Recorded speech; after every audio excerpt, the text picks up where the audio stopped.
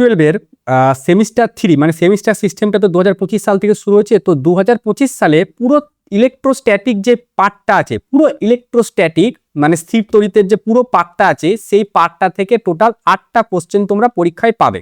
2025 সালে যখন সেমিস্টার 3 হলো, সেখানে 5টা কোশ্চেন আমাদের তড়িৎ ক্ষেত্র পার্টটা থেকে ছিল, 5টা কোশ্চেন তড়িৎ ক্ষেত্র পার্টটা থেকে ছিল, আর 3টে কোশ্চেন আমাদের বিভব, ঠিক আছে, আর ধারকত্ব যে পার্টটা আছে এই পার্টটা থেকে এসছে। আমাদের যেহেতু ইউটিউবে তড়িৎ ক্ষেত্র পার্টটা ওয়ান শট দেওয়া শেষ হয়ে গেছে, তড়িৎ ক্ষেত্রের পার্টটা আমরা 60 ফুল সলিউশন কমপ্লিট হয়ে গেছে, রিভিশন আমাদের কমপ্লিট হয়ে গেছে।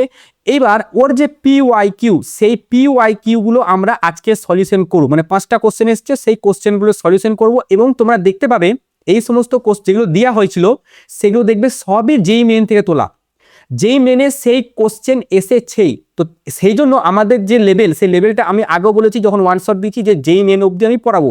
যারা যারা এখন আমাদের এই রিভিশনটা দেখোনি, ঠিক আছে, এই রিভিশনটা দেখে নিও। অনেক কিছু হতে পারে সেগুলো ছায়ার বইয়ে নেই, যারা ছায়ার বই তোমরা ফলো করো বেশিরভাগ, হ্যাঁ, তো তোমরা দেখবে যে ছায়ার বইয়ে অনেক জিনিস নেই। তার মানে এই না যে সেগুলো সিলেবাসের তোমাদের বাইরে, সেগুলো থেকেও কোশ্চেন দিতে পারে। তোমরা সাঁতরার বই খুলবে পাবে, তোমরা রায়মার্টিন খুলবে পাবে। আমাদের যে প্রথম কোশ্চেন দেখো, এই কোশ্চেনটা দিয়েছে, এই মেনের কোশ্চেন, এটা এই কোশ্চেনটা যেই মেনে এসছে এবং একবার না, ঠিক আছে, 2 থেকে 3 বার এই কোশ্চেন যেই মেনে এসছে। 2007 সাল বা 8 সাল WBJEE তেও এই কোশ্চেনটা আছে। এখানে একটা ই দিয়ে দিয়েছে, ই আমাদের এখানে প্রোভাইড করা হয়েছে, যেটা হচ্ছে 3I - 4J প্লাস 2K, এটা দেয়া হয়েছে। এবং এখানে বাহু দিয়ে দিয়েছে 2 মিটার। আচ্ছা, বাহু দিয়ে দিয়েছে 2 মিটার, ফ্লাক্স চাইছে। তো ফ্লাক্স সমান আমাদের হয় E.A। ফ্লাক্স কিন্তু একটা স্কেলার রাশি। তো সেখান থেকে এবার দেখো E.A করব, তাহলে ভেক্টরের ডট প্রোডাক্ট আমাকে এখানে করতে হবে। এবার এর কি হয়, এ হয় ক্ষেত্রফল।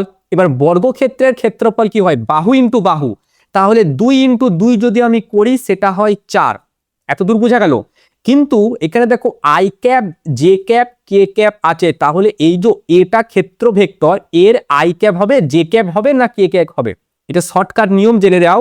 যদি ওয়াই জেড থাকে, যদি ওয়াই জেড থাকে তাহলে এটা, যদি ওয়াই জেড থাকে তাহলে এটা হবে আই ক্যাপ। যদি এক্স ওয়াই থাকে তাহলে এটা আমাদের হবে কে ক্যাপ। যদি এক্স জেড থাকে তাহলে এটা হবে আমাদের জে ক্যাপ। মানে এখানে যেটা থাকবে না সেটা হবে এ ক্যাপ, সেই দিক বরাবর একক ভেক্টরটা হবে আমাদের সেই ক্যাপের মধ্যে থাকবে। তাহলে ওয়াই জেড আছে, তার মানে এক্সটা নেই, এক্সটা নেই, তাহলে এক্স অক্ষ বরাবর একক ভেক্টর কি, আই ক্যাপ। সো এখানে আমরা লিখবো আই ক্যাপ, এটা মনে রাখতে হবে। এবার E.A জাস্ট করো। সো এখানে 3I, ঠিক আছে, -4J প্লাস 2K আছে, এর সাথে আমরা ডট করব 4I ক্যাপে। সো 4I ক্যাপ করলে 4 3 12, ঠিক আছে। সো 12 উত্তর কোনটা আছে, এটা। সো অপশন এ আমাদের কারেক্ট অ্যান্সার। কোনো ডাউট আশা করি নেই। যেই মেনের কোশ্চেন, নেক্সট কোশ্চেন দেখো, এই কোশ্চেনটাও যেই মেনে এসছে, ঠিক আছে, এইটাও যেই মেনে এসছে। কোশ্চেনটা দেখো কি বলছে এখানে, এই এ বি আর সি এই 3টে পয়েন্টের মধ্যে কোন জায়গায় তড়িৎ ক্ষেত্র প্রাবল্য বেশি। এবার যখন আমরা বলরেখা পড়িয়েছিলাম, আমরা এইটা বলেছিলাম যে বলরেখা, ঠিক আছে, বলরেখা তড়িৎ ক্ষেত্র প্রাবল্যের সাথে সমানুপাতিক থাকে। তড়িৎ ক্ষেত্র প্রাবল্য এর সাথে সমানুপাতিক, এর সাথে সমানুপাতিক। তার মানে কি, তার মানে হচ্ছে যেখানে বলরেখা ঘন সেখানে তড়িৎ ক্ষেত্র প্রাবল্য বেশি, যেখানে বলরেখা পাতলা সেখানে তড়িৎ ক্ষেত্র প্রাবল্য কম। যেমন এখানে এতে যদি আমি একটা এরকম গোলক আঁকি, এখান থেকে কটা বলরেখা পাস হচ্ছে আমাকে আগে বলো, 3টে। যদি এই জায়গায়, আচ্ছা এই জায়গায় যদি এই যে আমাদের এখানে নিলাম যে বদ্ধ লুপটা নিলাম, এটা কি নিয়ে ঠিক একই মাপে যদি আমি এই জায়গায় নিয়ে যাই, কটা পাস হচ্ছে, 2টো। আবার ওই জিনিসটাকে যদি আমি ডিতে নিয়ে যাই, কটা পাস হচ্ছে ভেতর দিয়ে, একটা। তার মানে এর ভেতর দিয়ে, এর ভেতর যখন এতে আছি 3টে পাস করছে, বিতে আছি 2টো পাস করছে, সিতে ডিতে আছি 1টা পাস করছে। তাহলে প্রাবল্য ই এতে সব থেকে বেশি, আর ই বিতে মাঝারি, আর ই ডিতে সব থেকে কম।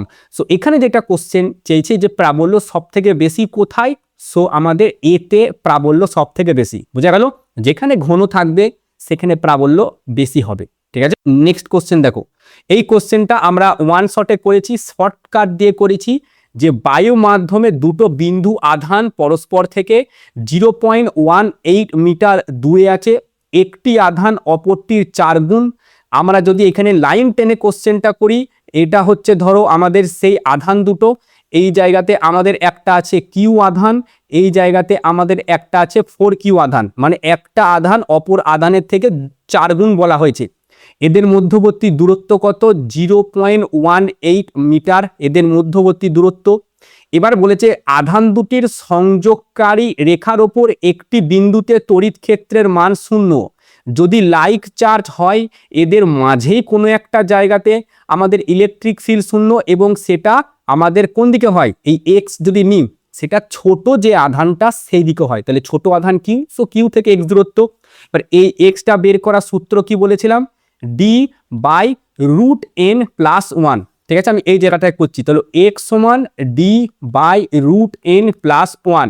রুট এনটা কি? রুট এনটা হচ্ছে বড় আধান বাই ছোট আধান, ঠিক আছে? তাহলে রুট এন মানে এনটা হচ্ছে বড় আধান বাই ছোট আধান। বড় আধান কত? 4q, ছোট আধান কত? q, তাহলে দুটো কাটলে কত থাকছে? 4। সো এন এর মান, আচ্ছা এন এর মান তাহলে আমাদের 4 দাঁড়ালো, +1। প্লাস কখন হয়?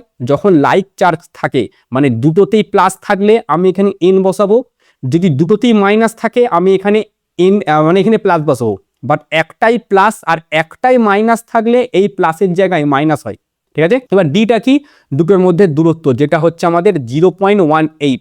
আচ্ছা, তার মানে এইখানে 4 যদি রুট থেকে বেরোয় 2, তাহলে 2 + 1 3, তার মানে এটা বেরোচ্ছে 0.6 মিটার, সরি 0.06 মিটার হবে এটা, ঠিক আছে? সো 0.06 মিটার হবে। এবার এই যে 0.06 মিটারটা হলো, এটা কোথা থেকে? ছোট আধানটা থেকে। তাহলে প্রথম বলছে রেখার ওপর আধান দুটির বাইরে, আধান দুটির বাইরে হবে না, যদি একটা প্লাস আর একটা মাইনাস থাকে তখনই একমাত্র আধান দুটির বাইরে হয়। নেক্সট বলছে রেখার ওপর আধান দুটির মধ্যবর্তী স্থান ক্ষুদ্র থেকে অবশ্যই, এটাই উত্তর। আর 0.4 উত্তর হবে না, 0.04 উত্তর হবে না। তাই রেখার ওপর আধান দুটির মধ্যবিন্দুতে আছে, আধান দুটির মধ্যবিন্দুতে ক্ষুদ্রতর আধান থেকে 0.06 মিটার, ঠিক আছে? এই কোশ্চেনের টাইপটাও দেখবে যেই মেনে এসছে, ঠিক আছে? তোমার নিটে এসছে, তোমার WBJতে এসছে এই কোশ্চেনের টাইপটা।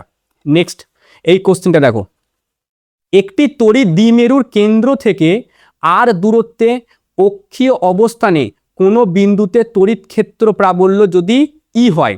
আচ্ছা আচ্ছা, দেখো কি বলছে, তার মানে এটা ধরো একটা দ্বিমেরু, ঠিক আছে? দ্বিমেরুর এই জায়গাটায় -q আধান আছে আর এই জায়গাটায় +q আধান আছে। এর অক্ষের ওপর মানে এই জায়গা থেকে কত দূরত্বে বলেছে? আর দূরত্বে, তার মানে এইখান থেকে আর দূরত্বে অক্ষের ওপর, কেন্দ্র থেকে আর মানে এটা হচ্ছে এদের কেন্দ্র, ঠিক আছে? এই কেন্দ্র থেকে আর দূরত্ব মানে এই দূরত্বটায় প্রাবল্য হচ্ছে ই, এইখানে ই, এই ই এর মান কত হয়? ই প্যারালাল বলা হয় এটা, এটা হয় 2kp/r3।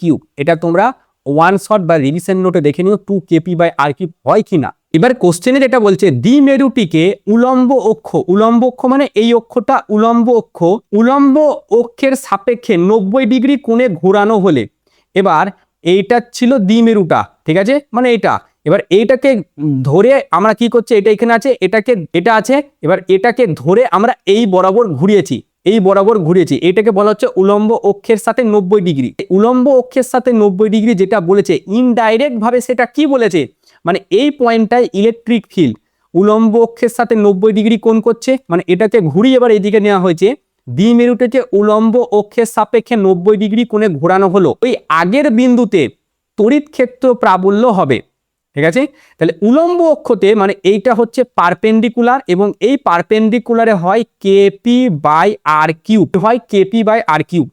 এখন ওই আগের বিন্দুতে তড়িৎ ক্ষেত্র প্রাবল্য, তাহলে ই প্যারালাল যেটা বলা হচ্ছে সেটা কি হবে? আবার একবার বল দিচ্ছি, দূরত্বে অক্ষীয় অবস্থানে কোনো বিন্দুতে তড়িৎ ক্ষেত্র প্রাবল্য ই, তাহলে এটা হচ্ছে ই সমান এই kp/r3 এর জায়গায় ই প্যারালাল আমি বসাতে পারি, প্যারালাল আমি বসালাম kp/r3 এর জায়গায়, kp/r3 এর জায়গায় প্যারালাল আর তার জায়গায় একটা 2, ঠিক আছে?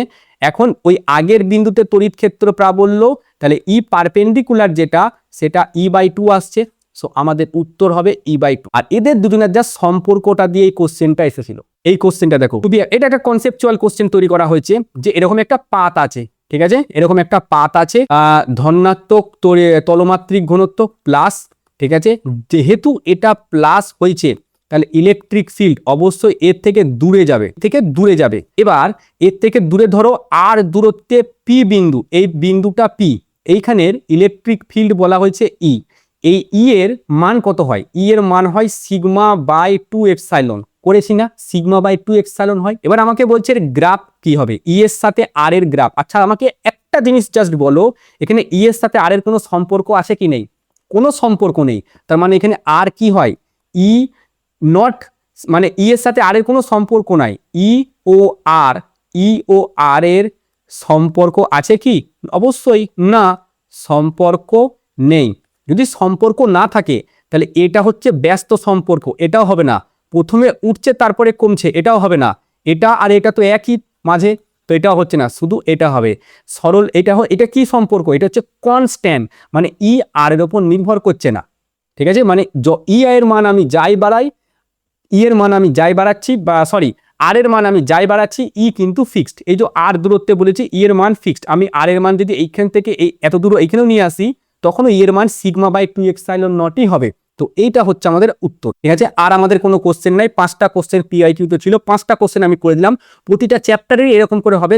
তাহলে কি হবে বলতো, তোমাদের একটা কনফিডেন্স বিল্ড হবে, আর কেমন কোশ্চেন এসেছে এটা তোমাদের ধারণা হয়ে যাবে, ক্লিয়ার হয়ে যাবে, ঠিক আছে। তো ভিডিওটাকে শেয়ার করে দিও। আশা করি ভিডিওটা ছোট হয়েছে, বাট যে কটা কোশ্চেন করলাম এই কটা কোশ্চেন দেখে এবার তোমরা এই টাইপের কোশ্চেন বেশি বেশি করে প্র্যাকটিস করো। তোমাদের যখন রায়মার্টিন বেরোবে তখন তো আমরা করাবো, বাট এখন তোমাদের কাছে ছায়ার বই আছে বা সাঁতরার বই আছে, যেই বইটা থাক সেই বইয়ের কোশ্চেনগুলো করো। এর পুরো 60 বইয়ের সলিউশন তো আমরা করে দিচ্ছি, সেটাও তোমরা প্র্যাকটিস করো। তার পিডিএফটা যতদূর অবধি করিয়েছি তার পিডিএফটা কিন্তু আমরা প্রোভাইড করে দেবো, খুব তাড়াতাড়ি প্রোভাইড করে দেবো। তোমাদের কাজ তো প্র্যাকটিস করা, আর অবশ্যই এই আমাদের টেলিগ্রাম চ্যানেলটায় যুক্ত হয়ে যাও আর সাবস্ক্রাইব করে